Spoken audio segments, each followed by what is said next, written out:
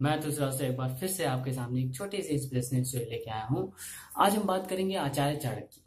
वही आचार्य चाणक्य जिन्होंने भारत को एक महान राजा दिया, चंद्रगुप्त मौर्य को दिया।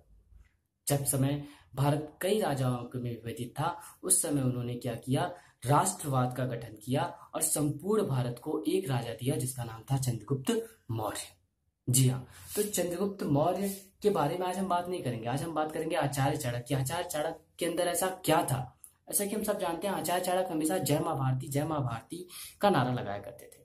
वो भारत को अपनी माता की तरह पूजते थे और उनका एक ही था कि मेरा स्वार्थ भारत का स्वार्थ। वो एक ही चीज कहा करते थे, देश का स्वार्थ ही मेरा स्वार्थ, देश का स्वार्थ ही उनका स्वार्थ था। इसलिए वो राष्ट्रवाद पे विश्वास किया करते थे। वो आज के नेताओं की तरह ये राज्यवाद, जातिवाद, धर्मवाद पे विश्वास नहीं करते थे।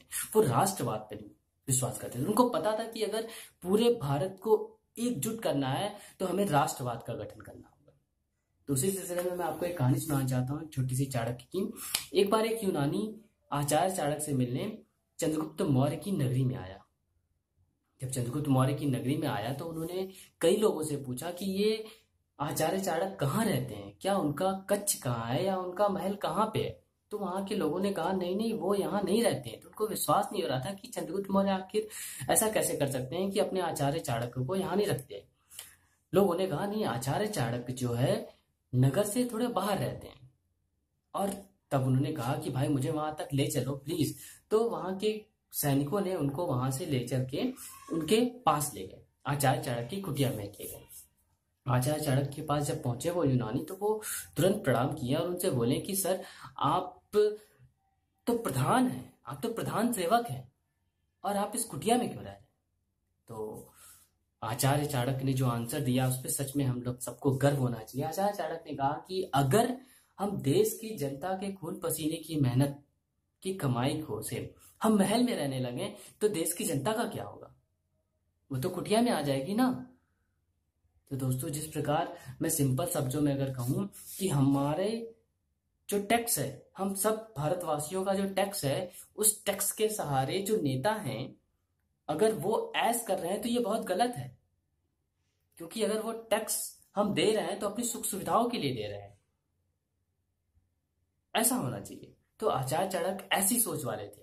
वो जानते थे कि देश की जनता का धन कहाँ यूज करना है, क्योंकि उनके में अंदर राष्ट्रवाद थी। इसी सिलसिले में एक और कहानी में सुनाना चाहता हूँ आपको। एक बार आचार्य चाणक्य से एक चीनी मिलने आया। जब वो उन कुटिया के पास पहुंचा और अंदर गया तो आचार्य चाणक्य उस समय कुछ लिख रहे थे। और जैसे ही वो कुटिया में आया और आचार्य चाणक्य को प्रणाम किया, वैसे ही आचार्य चाणक्य ने लिखना बंद कर दिया और अपने दिए को बुझा दिया, जिस दिए की रोशनी से वो लिख रहे थे। और दूसरा एक दिया था बगल में रखा हुआ, उस दिए को जला दिया। तो चीनी काफी परेशान हुआ कि आखिर ऐसा क्यों उन्होंने किया। क्या भारत में अतिथियों का आदर ऐसा ही करते थे? उसके दिमाग में ऐसा आने लगा। तो उन्होंने पूछा चाणक्य से कि सर, आपने ऐसा क्यों किया? क्या आपके देश में अतिथियों का स्वागत ऐसे ही करते हैं कि एक दिए को बुझा के दूसरा दिया जला देते हैं? तो आचार्य चाणक्य ने कहा नहीं भाई, ऐसा कुछ नहीं है।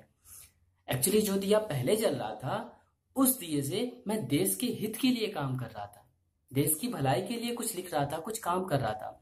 इसलिए उस दिए में देश की जनता के खून पसीने के मेहनत की तेल था और उससे मैं अपना काम करता। लेकिन अभी मैं आपसे पर्सनली बात कर रहा हूं और जो दिया इस समय जल रहा है, उस दिए से मेरी मेहनत की कमाई का तेल है। तो दोस्तों, ये बात भी सुन के चीनी नतमस्तक हो गया और कहने लगा कि आप जैसा अगर राष्ट्रभक्त किसी भी देश में होगा तो वो राष्ट्र जरूर तरक्की करेगा। तो दोस्तों, हमें इन दोनों कहानियों से यही शिक्षा मिलती है कि कैसे हम राष्ट्रभक्त हो सकते हैं।